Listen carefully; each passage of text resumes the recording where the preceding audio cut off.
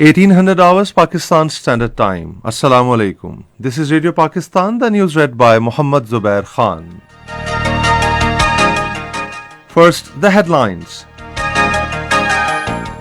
Federal Cabinet, which met in Islamabad today with Prime Minister in the chair, approved formulation of a separate judicial system for overseas Pakistanis to ensure summary trial. Prime Minister has stressed that the recognition of the Taliban government should be a collective process.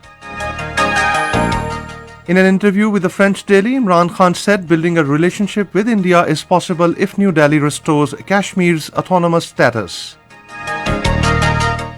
Special Assistant to Prime Minister on Youth Affairs says 25,700 youth have qualified for the loan scheme under Kamyab Jawan program. Russia says it has pulled back some troops from Ukraine border to de-escalate tension. In Pakistan Super League, Peshawar Zalmi will take on Quetta Gladiators in Lahore this evening. And now the news in detail. The Federal Cabinet has approved formulation of a separate judicial system for overseas Pakistanis to ensure summary trial. This was stated by Minister for Information and Broadcasting Chaudhry Fawad Hussain while briefing media in Islamabad this afternoon about the decisions taken in today's meeting of the Federal Cabinet. He said these laws will be enacted in view of Prime Minister Imran Khan's vision to facilitate overseas Pakistanis who are the precious asset of the country. He said similar judicial system will also be established in Khyber Pakhtunkhwa and Punjab, where PTI is in power. The minister said the Law Ministry has been asked to take up this matter with the Chief Justice of Supreme Court and the Chief Justices of High Courts.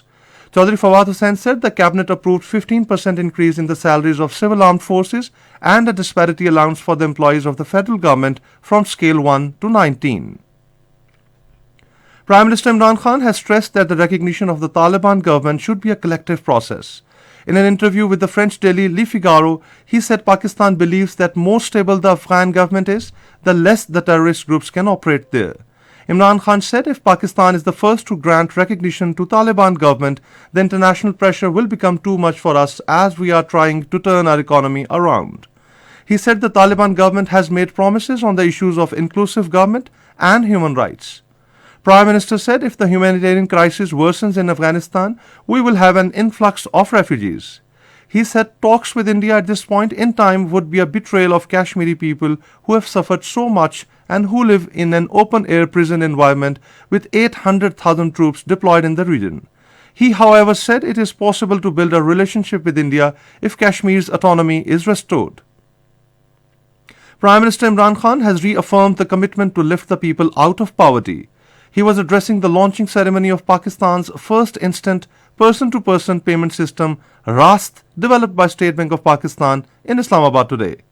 The Prime Minister directed the Governor State Bank of Pakistan to establish a special cell to further facilitate the overseas Pakistanis. He said overseas Pakistanis are our biggest asset and we need to further facilitate them. Imran Khan said the country's population can be turned into a real asset by involving them in the formal economy through digitization. He said Rast will facilitate the common man to do their transactions through cell phones. Besides, it will also help improve the saving rates. Finance Minister Shaukat Tareen in his remarks termed Rast instant payment system as a revolution in digital banking which will promote e-commerce and IT-related exports. He said that the Prime Minister will soon announce some new initiatives to help the lower middle class and salaried class affected by the price hike. Special Assistant to Prime Minister on Youth Affairs Usman Dar says loans worth 39 billion rupees have so far been approved under Kamyab Jawan program to economically empower the youth.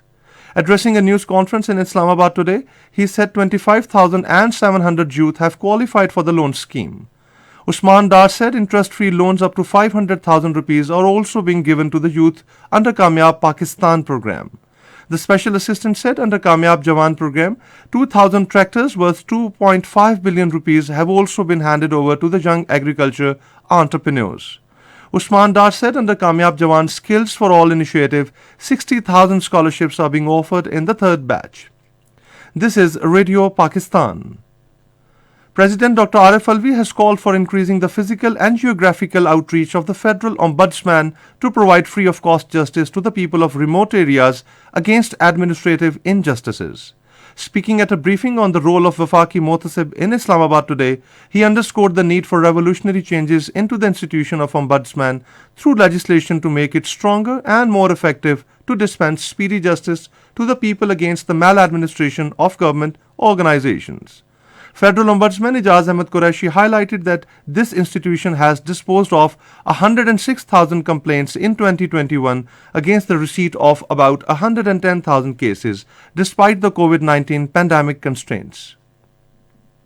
In Indian illegally occupied Jammu and Kashmir, the All Parties Hurriyat Conference has demanded an early visit by a joint team of the United Nations Human Rights Council and global human rights bodies to take stock of the plight of the Kashmiri prisoners languishing in Indian jails.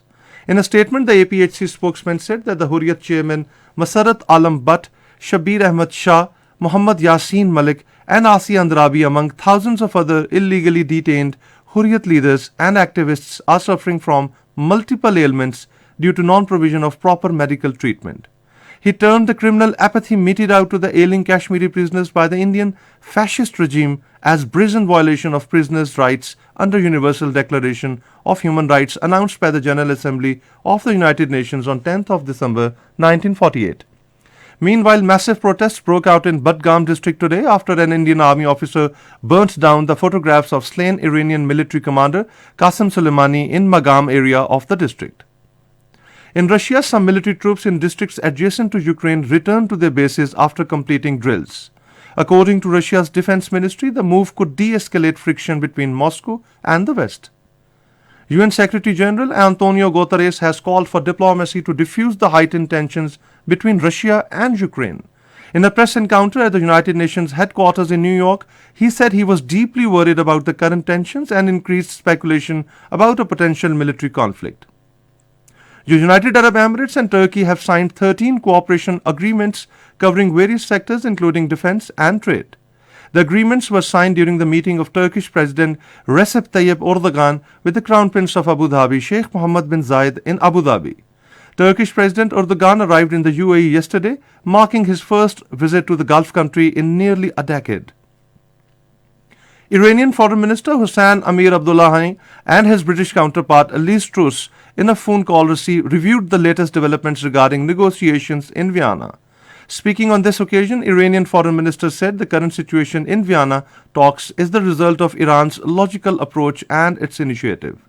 He stressed the importance of a collective agreement between all parties on a single text and meeting Iran's demands. Cold and cloudy weather is expected in most upper areas of the country during the next 24 hours. However, light rain with light snowfall is likely to prevail at isolated places in Upper Khyber Pakhtunkhwa, Gilgit-Baltistan, Kashmir and adjoining hilly areas. Cold and dry weather is expected elsewhere in the country. And now once again the headlines.